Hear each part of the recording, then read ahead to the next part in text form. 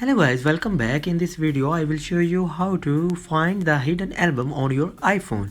On an iPhone and iPad or iPod Touch, the hidden album is on by default, but you can turn it off. When you turn off the hidden album, any photos or videos that you have hidden would not be visible in the photo app. To find the hidden album, first open Photos app, then tap Album tab.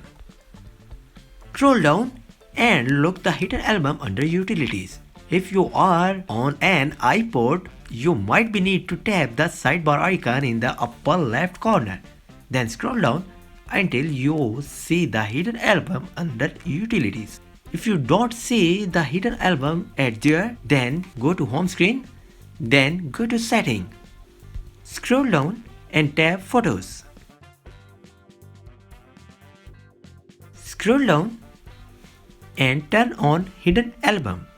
There is also a problem with this video, so ask about these comments any problem related to social media and internet.